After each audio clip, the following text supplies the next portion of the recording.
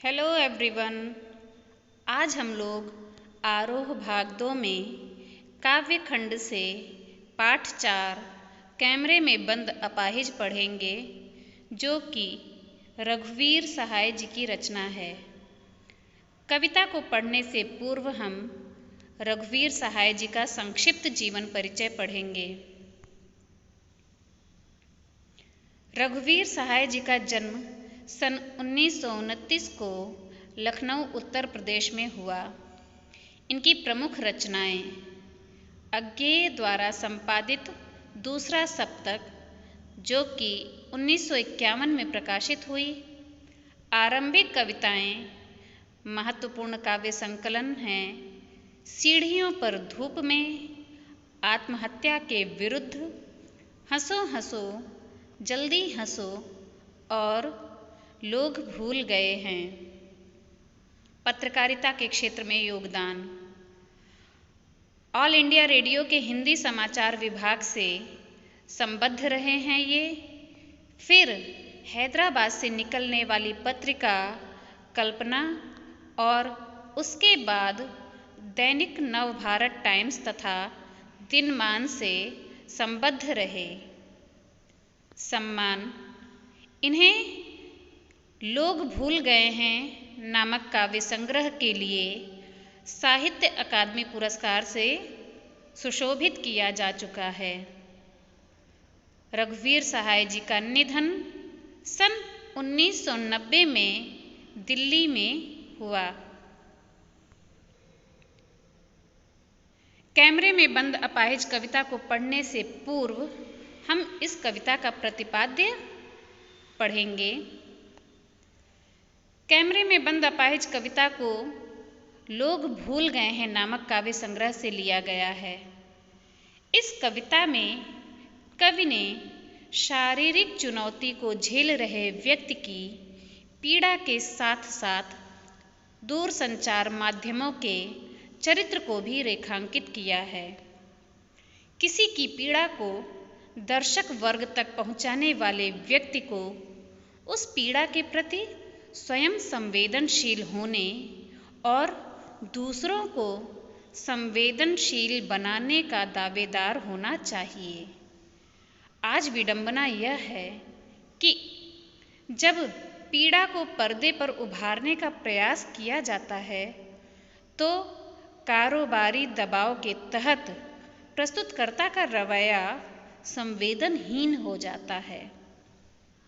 यह कविता television studio के भीतर की दुनिया को समाज के सामने प्रकट करती है, साथ ही उन सभी व्यक्तियों की तरफ इशारा करती है जो दुख, दर्द, यातना, वेदना आदि को बेचना चाहते हैं।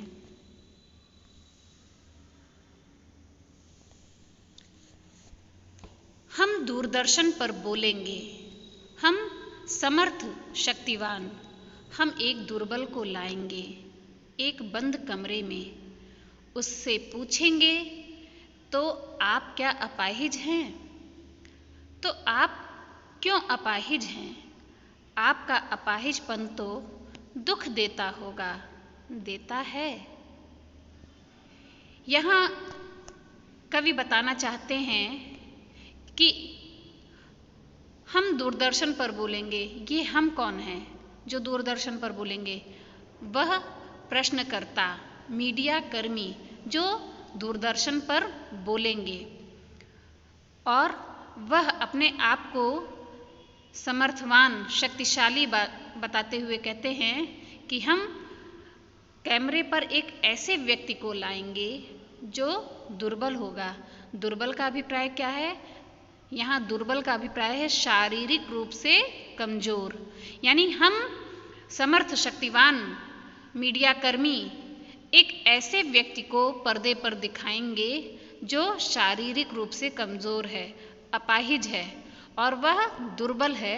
ऐसे व्यक्ति को हम लाएंगे एक बंद कमरे में, यानी साक्षात्कार वाले रूम में, जहां हम उसका साक्षात्कार लेंगे, उसका इंटरव्यू लेंगे और उससे पूछेंगे कि क्या आप अपाहिज हैं, यानी हम स्वयं ऐसे व्यक्ति को ला रहे हैं जो अपाहिज है, हम जान रहे हैं इस बात को, लेकिन फिर भी हम उससे यह जानते हुए भी इस प्रकार का प्रश्न करेंगे कि क्या आप अपाहिज हैं।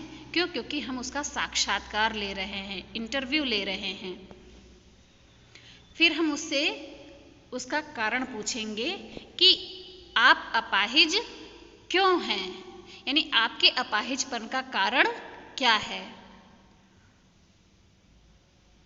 यह प्रश्न कहीं ना कहीं मीडिया कर्मियों की संवेदनहीनता को बताता है कि किस प्रकार वह अपना कार्यक्रम रोचक करने के लिए संवेदनहीन हो जाते हैं, संवेदन शून्य हो जाते हैं।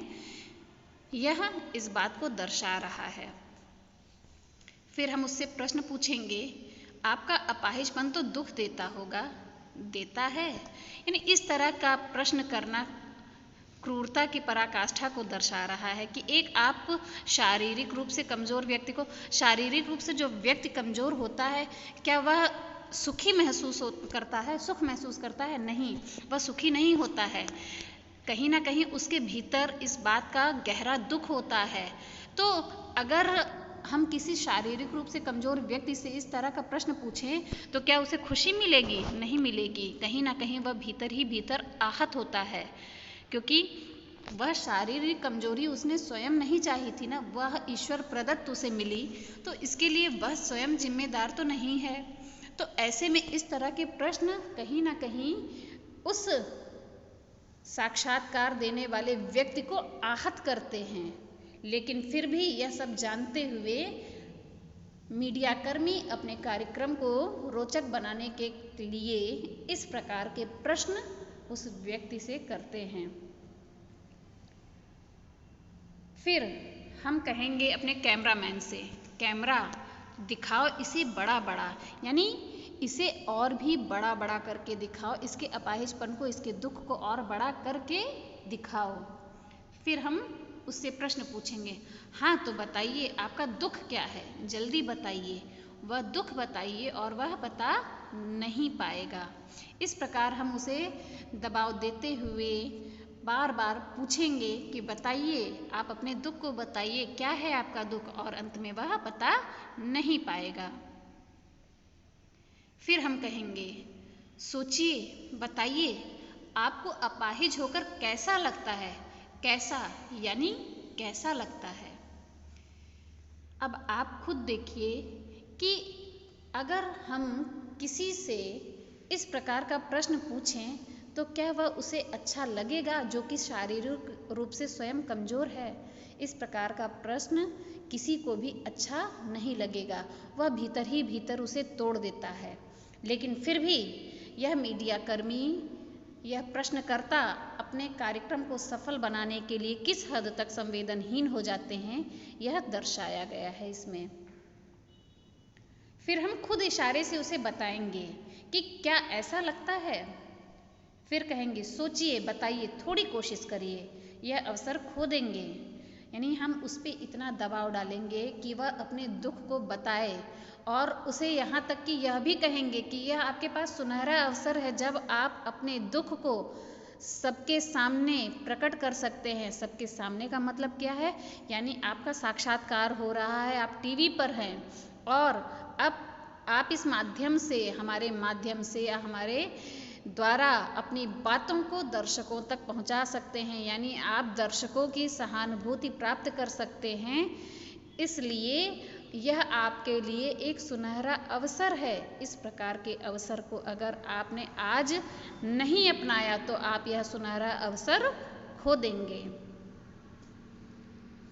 आप जानते हैं कि कार्यक्रम रोचक बनाने के वास्ते हम पूछ पूछ कर उसको रुला देंगे। इंतजार करते हैं आप भी उसके रो पड़ने का। करते हैं। मीडिया वाले कहते हैं कि हमारा लक्ष्य अर्थात उद्देश्य कार्यक्रम को रोचक बनाना है। इसके लिए वह इस प्रकार के प्रश्न पूछेंगे कि जिससे वह रोने लगे और इसके साथ ही साथ वह इस समाज पर भी कटाक्ष यानी व्यंग करते हैं कि आप भी उसके रोने का इंतजार करते हैं। यानी दर्शक भी कहीं ना कहीं जब हम किसी ऐसे शारीरिक रूप से कमज़ोर व्यक्ति का साक्षात्कार लेने बैठते हैं तो कहीं ना कहीं हमारा जो कार्यक्रम बनाने का उद्देश्य होता है वह सफल कब होता है, जब दर्शक भी उसमें रुचि ले। कहीं ना कहीं दर्शक भी अपने आप को उससे जुड़ा हुआ महसूस करे। तो ऐसे में जब हम इस तरह के व्यक्तित्व को पर्दे पर लाएंगे तो दर्शक भी कहीं ना कहीं जिज्ञासु बनकर उसके इस दुख को जानने का कारण पूछेंगे कि आखिर इस व्यक्ति के साथ ऐसा क्या हुआ, क्यों ऐसा है, क्या हो गया था। दर्शकों के मन में भी इस प्रकार के प्रश्न होंगे और यह कहीं ना कहीं उस विकलांग व्यक्ति को यह सुनहरा अवसर दिया जा रहा है कि वह सबसे अपना दुख कह सके। ऐसे में वह समाज पर भी व्यंग करते हुए मीडिया कर्मी कहते हैं कि कहीं ना कहीं दर्शक भी उसके रोने का इंतजार करते हैं कि कब वह व्यक्ति रो पड़े और उसके साथ यह सहानुभूति प्रकट कर सके। लेकिन इस प्रकार का प्रश्न दर्शकों से नहीं पूछा जाएगा। फिर हम पर्दे पर दिखलाएंगे फूली हुई आँख की एक बड़ी तस्वीर, बहुत बड़ी तस्वीर, और उसके होठों पर एक कसमसाहट भी। यहाँ कवि कहते हैं कि वह मीडिया कर्मी क्या करेंगे, जब वह व्यक्ति अपने प्रश्नों का जवाब नहीं दे पाएगा तो ऐसे में उसका जवाब उसकी आँखों से बाहर आता है, आंसू के रूप में। यानी वह अपने दुख को शब्दों के माध्यम से नहीं प्रकट कर पाता है बल्कि अपने आंसुओं की धारा से प्रकट करता है। उसकी आँखों में वह दुख दिखाई देता है जो अपाहिजपन के कारण है। फिर कैमरामैन इस अवसर को भी लेने से नहीं चूकते हैं। वह उसकी आँखों को बड़ा बड़ा करके जूम करके तस्वीर दिखाते हैं कि देखिए इसकी आँखों से वह दुख व्यक्त हो रहा है और उसके होठों पर अपने दुख को अभिव्यक्त ना कर पाने की जो कसमसाहट है, जो कसक है, वह भी वह दिखाकर व्यक्त करना चाहते हैं। फिर इस प्रकार वह कहते हैं कि आशा है आप उसे उसकी अपंगता की पीड़ा मानेंगे। यानी कहीं ना कहीं हम उसे अगर शब्दों के माध्यम से बयान नहीं करवा पाए हैं तो ऐसे में उसकी आँखों से बहने वाला वह दुख और उसके होठों पर वह दुख को व्यक्त ना कर पाने की जो कसक है, वह देखकर हम आपसे यानी दर्शकों से उम्मीद करते हैं कि आप उसकी अपंगता का दुख समझ पाएं कि कितना वह दुख में डूबा हुआ व्यक्ति है। एक और कोशिश, दर्शक धीरज रखिए, देखिए हमें दोनों एक संग रुलाने हैं। यहाँ कवि बताते हैं कि मीडिया कर्मी क्या करते हैं, कहते हैं एक और कोशिश है यह हमारी। कौन सी? बड़ी बड़ी आँखों को दिखा के, उसके दुख में डूबी हुई आँखों को दिखा के, उसके दुख को अभिव्यक्त ना कर पाने वाले कसक से भरे होठों को दिखा के हम एक और कोशिश कर रहे हैं। आप धैर्य रखिए दर्शक, और अभी आप दर्शक वर्ग और यह साक्षात्कार देने वाला व्यक्ति दोनों ही एक साथ रो पड़ेंगे। क्यों? क्योंकि हमारा उद्देश्य है दोनों को एक साथ रुलाने का। हमें दोनों को एक साथ रुलाना है। आप और वह दोनों जब एक साथ रोने लगेंगे तभी हमारा कार्यक्रम सफल होगा। लेकिन फिर क्या है कि समय का अभाव हो जाता है। हम कैमरामैन से बोलेंगे कैमरा बस करो, नहीं हुआ, रहने दो। पर्दे पर वक्त की कीमत है। यानी अगर यह व्यक्ति अपने दुखों को अभिव्यक्त नहीं कर पाया है तो अब रहने दो, इसे यहीं समाप्त करो। क्यों? क्योंकि हमारा वक्त कीमती है। पर्दे पर हमें किसी भी घटना को दिखाने का एक निश्चित समय होता है। पर्दे पर हमारा समय निर्धारित है, उस वक्त की हमारे लिए कीमत है। ऐसे में बस करो। और फिर हम मुस्कुराकर कहेंगे कि आप देख रहे थे एक सामाजिक उद्देश्य से युक्त कार्यक्रम, बस थोड़ी ही कसर रह गई। धन्यवाद। इसमें थोड़ी सी कमी क्या रह गई थी? यह रह गई थी कि हमारा उद्देश्य था कार्यक्रम को सफल बनाने के लिए कि हम आपको यानी दर्शक को और उस साक्षात्कार देने वाले व्यक्ति को, दोनों को एक साथ रुला सकें। बस यही एक थोड़ी सी कमी रह गई, दोनों एक साथ रो नहीं पाए।